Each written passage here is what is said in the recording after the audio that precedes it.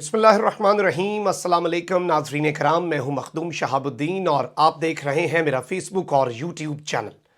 उम्मीद करता हूं आप सब लोग बखैर व आफियत होंगे और जहां भी होंगे अपने अहले खाना समेत खुश भी होंगे और महफूज भी।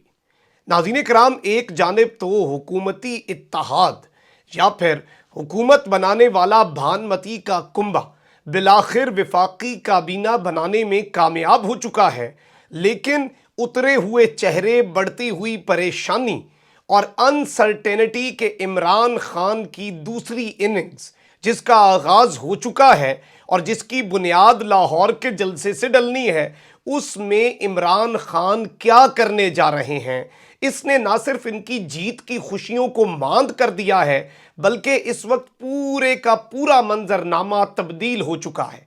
शहबाज शरीफ की हुकूमत काबीना बनते साथ ही खतरे में है और एक इस तरह का आईनी इकदाम अभी भी पाकिस्तान तहरीके इंसाफ उठा सकती है जो शहबाज शरीफ के लिए अब तक का सबसे बड़ा दर्द सर बन जाएगा। जबकि अभी तक किसी को मालूम नहीं है कि ये नई हुकूमत, नई काबीना, नया सेटअप 6 हफ्ते चलना है, 6 महीने चलना है या अपनी मुद्दत पूरी करेगा। और इस सब में आपसी लड़ाइयां पहले दिन ही शुरू हो चुकी हैं और अब खुलकर सामने आ रहे हैं, खुलकर ओहदों की बंदर बांट हो रही है और खुलकर मामलात लेकर उस तरफ को जाए जा रहे हैं जिस तरफ इमरान खान को अब कुछ नहीं करना पड़ेगा। लेकिन इस सारे के सारे मामले में कुछ बड़ी अहम तरीन डेवलपमेंट्स हैं और इमरान खान के खिलाफ काबीना के हल्फ उठाते ही पहला धमाका खेज इकदाम, उसके भी इम्कानात इस वक्त रोशन हो चुके हैं। और क्यों ये काबीना ज़रूरी थी इमरान खान के बयानिए को दबड़दूस करने के लिए, जबकि दूसरी जानिब army chief general Qamar Javed Bajwa की शहबाज शरीफ से मुलाकात के हवाले से कुछ खबरें गर्दिश कर रही हैं। उन पर क्या बात हो रही है, उन पर क्या तनकीद हो रही है, अंदर की कहानी क्या है, वज़ीर आज़म हाउस इस वक्त कहाँ पर खड़ा है, बनी गाला की स्टैंडिंग क्या है आर्मी के रिलेशंस को लेकर, जबकि इस सब में GHQ कहाँ खड़ा है, ये सारी तफसीलात आपके सामने रखनी है। नाज़रीन कराम, हॉल खचा खच भरा हुआ था ऐवान सदर में, जहां पर चेयरमैन सेनेट सादिक संजरानी ने हल्फ लिया 34 रुकनी काबीना से। अब वज़ीर आज़म साहब अगर ज़मानत पर हों, वज़ीर आज़म साहब पर इतने केसेस हों तो कितनी बड़ी तौहीन होगी कि अगर काबीना में क्रुक्स को शामिल ना किया जाए। इतलात ये है कि इन 34 में से 24 अफराद तो ऐसे हैं जिन पर फुल फ्लेज केसेस हैं, जो केसेस भुगत रहे हैं, किसी भी वक्त अंदर जा सकते हैं। और ये हमारी पड़ी है मॉरल पॉलिटिक्स और इखलाकी सियासत जो है उसका जनाजा है जो कि धूम से उठ रहा है। जबकि दूसरी जानिब इनके साथ जो पहले ही दिन मामला हुआ, ओहदों की बंदर बांट, कौन ज्यादा ओहदे लेगा, कौन क्या करेगा, इस सब में अब ये सर पकड़ के बैठ गए हैं। और विफाकी काबीना की हल्फ बर्दारी के दिन ही हुकूमत के अहम इत्तेहादी पहले ही रोज नाराज हो चुके हैं और इमरान खान से अपनी सारी नाराजगियां मनवाने वाले आज पहले दिन खाली हाथ दे मुंह तक रहे हैं। और BNP मेंगल ने विफाकी काबीना का हिस्सा बनने से इनकार कर दिया है और विफाकी काबीना की हल्फ बर्दारी में शिरकत भी नहीं की। BNP मेंगल जो है उसने इस सारे के सारे मामले में ये कहा है कि सारी कोशिशें रायगां गईं। सरदार अख्तर मेंगल ने सानिया चागी पर कमीशन बनाने का मुतालबा कर दिया था जो कि नहीं माना गया। जबकि MQM को खुश करने के लिए अब वजारतों के अलावा उन्हें गवर्नर के लिए भी नाम मांग लिए हैं। आमिर खान, फरोग नसीम और नसरीन जलील, ये 3 हैं जिनके नामों पर इस वक्त गवर्नर सिंध के लिए गौर किया जा रहा है। जबकि आसिफ जरदारी इस वक्त गवर्नर पंजाब, चेयरमैन सेनेट और सदर पाकिस्तान के ओहदों पर नजरें जमाए हुए हैं। मौलाना फजलुर रहमान को औखा सौखा मनाया गया, लेकिन दिल उनका भी टूट चुका है क्योंकि वो समझ रहे थे कि सीटें ना सही बल्कि 2.5 साल 3 साल मैंने इतनी स्ट्रगल की, मैं ही तो था जो डटा हुआ था, तो मुझे सदारत तो तोहफे में मिलनी चाहिए थी। लेकिन अब सदर आरिफ अलवी के मवाख़ज़े और नए सदर के इंतखाब के लिए आसिफ अली जरदारी ने अहम तरीन मुलाकातें शुरू कर दी हैं और सदर मुमलिकत जो है, यकीन माने, मार्क माय वर्ड्स, ये एक ऐसा क्रूशल किरदार अदा करने वाले हैं और इनका मवाख़ज़ा किस तरह से ऑलमोस्ट नामुमकिन है। وزیر اعظم کا جو ووٹ آف نو کانفیڈنس ہے وہ والا طریقہ کار نہیں ہے اس میں ایک بڑا مختلف طریقہ کار ہوتا ہے. جبکہ میں آپ کو یہ بھی بتا دوں اس پر آنے سے پہلے کہ علیم خان اور جہانگیر ترین کو بھی نوازا جائے گا, اور جہانگیر ترین گروپ کے رہنما اون چودھری کو وزیر اعظم کا مشیر بنانے کا فیصلہ کر لیا گیا ہے, اور وزیر اعظم کے یہ مشیر بنیں گے صاحب برائے امور نوجوانان. اور اس طرح کی کمال بنی ہے. اس سے پہلے ڈاکٹر فیصل سلطان تھے, ٹیکنیکل آدمی تھے, ہیلتھ کو دیکھ رہے تھے, اب قادر پٹیل دیکھیں گے. تو آپ ادھر ہی سمجھ سکتے ہیں کہ اب کس طرح کی کابینہ ہوگی, کیا معاملات ہوں گے. اور اس اون چودھری کے بارے میں عطا تارڑ صاحب کہتے تھے کہ یہ سپلائر ہے منشیات کا لاہور اسلام آباد کی ایلیٹ پارٹیز میں, اور آج وہ امور نوجوانان کا اگر بن رہا ہے سربراہ اور پورا معاملہ دیکھے گا تو پھر یہ بھی بہت سے سوالات کھڑے کر دیتی ہے. اب صدر مملکت کا مواخذہ کیوں وزیر اعظم سے اتنا مختلف ہے, اور صدر کیوں انہیں نتھ ڈال کے رکھیں گے, اور صدر ان کی حکومت کے درمیان اسی لیے صدر کو خود سے استعفے کی طرف نہیں لے جایا جا رہا. صدر مملکت کا جو ووٹ آف نو کانفیڈنس کہہ لیں یا مواخذہ ہے وہ یا تو قومی اسمبلی سے شروع ہو سکتا ہے یا سینٹ سے. کہیں پر بھی آدھے ارکان جو ہیں ان کی تعداد نے وہ جمع کروانی ہوتی ہے. آدھے ارکان ان کے پاس قومی اسمبلی میں ہے, یہ وہاں پر جمع کروا دیں گے. اس کے بعد قومی اسمبلی اور سینٹ کا ایک جوائنٹ سیشن بلایا جائے گا جس میں تقاریر ہوں گی, صدر کو اپنے دفاع کا موقع ملے گا, اور اس کے بعد ہاف بندے نہیں اکٹھے کرنے, جیسے عمران خان صاحب کے لیے تو آدھی تعداد تھی, کلیئر میجورٹی تھی, اس کے لیے آپ کو 2/3 میجورٹی لانی پڑے گی.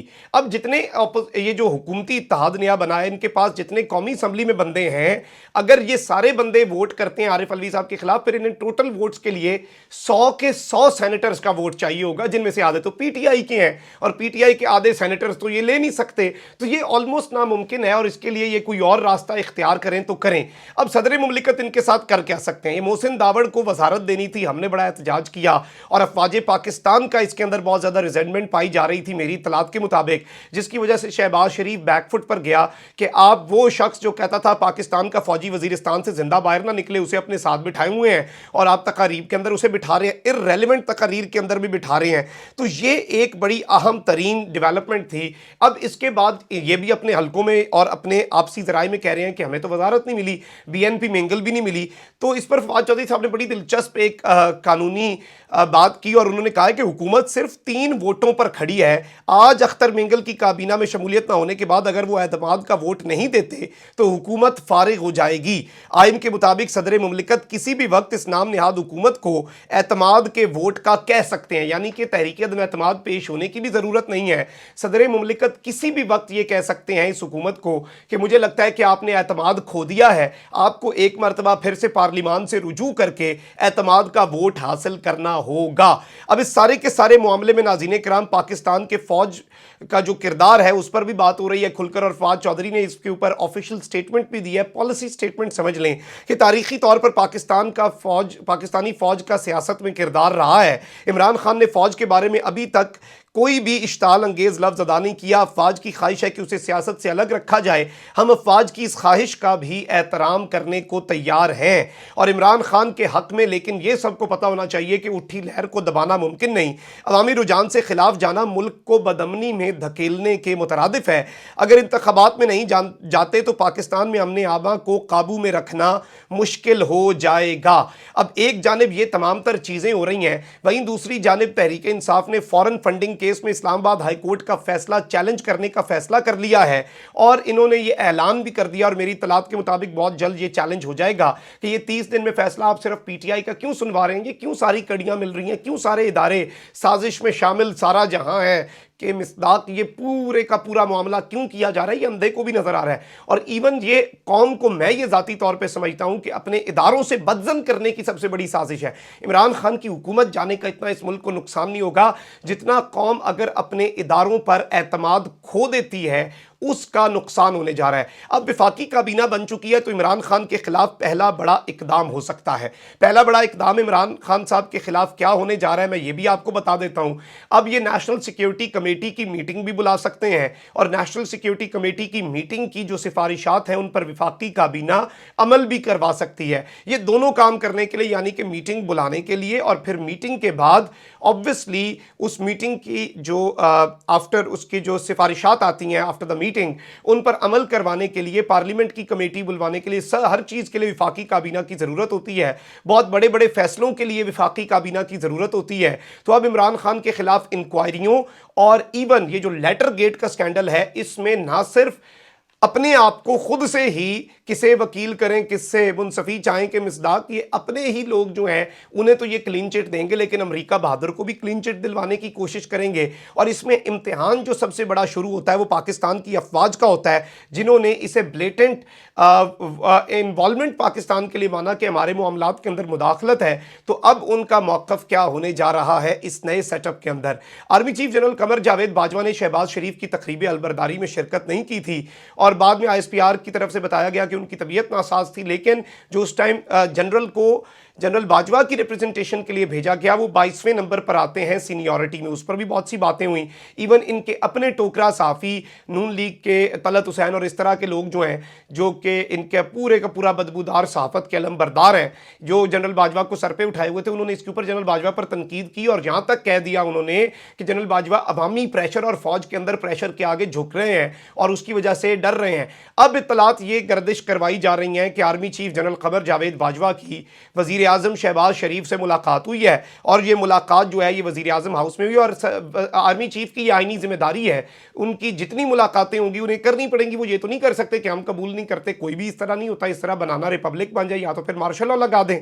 अगर मार्शल लॉ है फिर तो ठीक है, लेकिन अगर ये सब किया जाता है तो फिर चीज़ें बड़ी वाज़ेह हो जाती हैं। अब इस सारे के सारे मामले में, इस सारे के सारे सिनेरियो के अंदर नाज़रीन किराम जो चीज़ें नज़र आ रही हैं वो ये कहा जा रहा है कि तस्वीरें नहीं जारी की जा रही, अंदर खाते खुफिया मीटिंग है, ये हो गया।